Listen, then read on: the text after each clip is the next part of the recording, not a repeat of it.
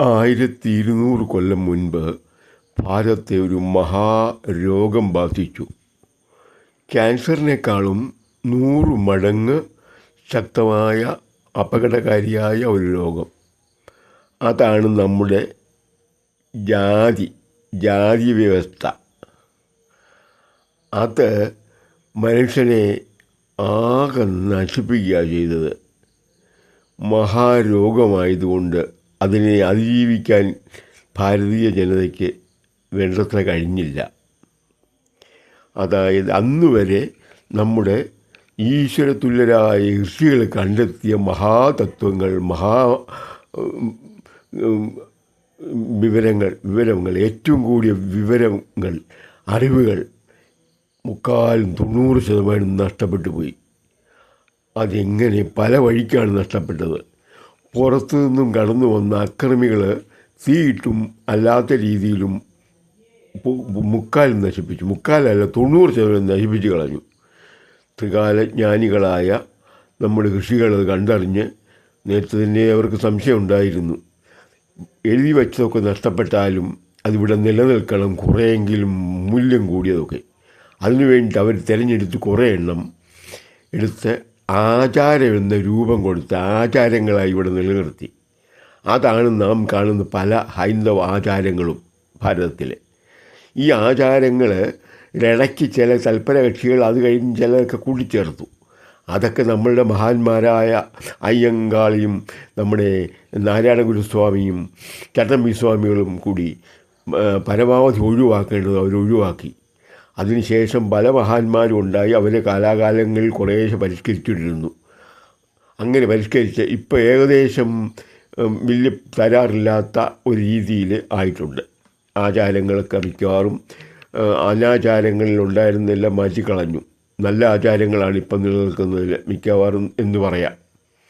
എന്നാൽ ഇത് അന്നറിഞ്ഞില്ലെങ്കിൽ നമ്മൾ പാടെ നശിച്ചു പോയിനി. അങ്ങനെ നശിച്ചു പോകാതിരിക്കാൻ നമ്മളെ സഹായിച്ചത് നമ്മുടെ ഋഷികളാണ്. അത് സൂക്ഷിച്ചില്ലായിരുന്നുവെങ്കിൽ നമുക്കൊന്നും കാണുകയില്ലായിരുന്നു അന്നത്തത്. അതുപോലെ നാശമാണ് ഇവിടെ ഉണ്ടാക്കിയത്. അതാ ജാതി എന്ന ആ മഹാരോഗം പിടിപെട്ടതാണ് ഇതിന് കാരണം. അതിങ്ങനെ തുടർന്നുകൊണ്ടേയിരുന്നു. അതായത് ഇങ്ങനെ ഏകദേശം 1000 കൊല്ലം, 1200 കൊല്ലം ഭാരതത്തെ നശിപ്പിച്ചുകൊണ്ടേയിരുന്നു.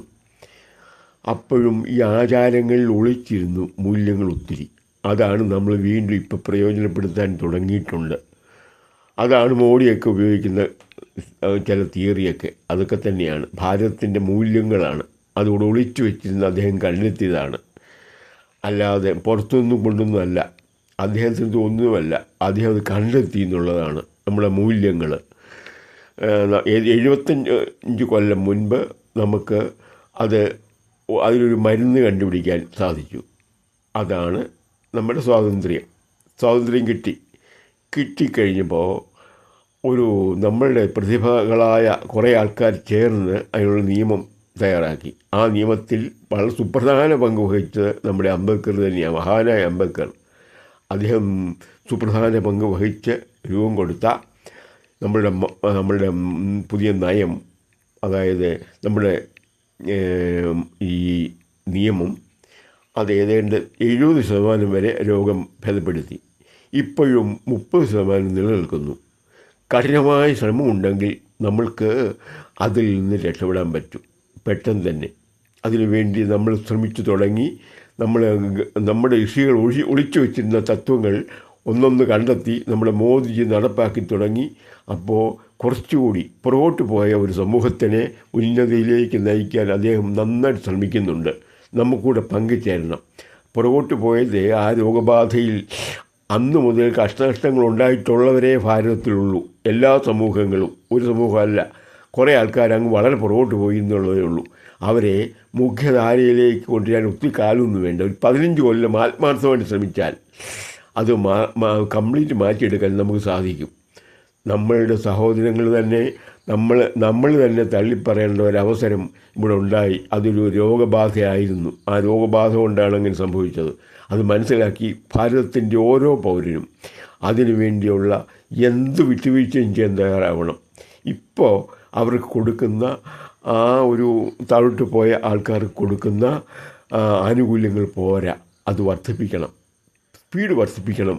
പെട്ടെന്നുള്ള വളർച്ചയിൽ ഇപ്പോൾ ഒത്തിരി വളർന്നു കഴിഞ്ഞു, പോരാ, നമുക്ക് പോരാ, തൃപ്തി വരുന്നില്ല, ഇനിയും വളരണം. ഒരു കാരണവശാലും ആ രോഗത്തിന് മരുന്ന് വെക്കുന്ന, രോഗത്തെ വർദ്ധിപ്പിക്കുന്ന യാതൊന്നിനെയും ഒരിടപെടലിനെയും ഭാരതത്തിൽ ഒരൊറ്റ വ്യക്തി പോലും സമ്മതിച്ചു കൊടുക്കരുത്.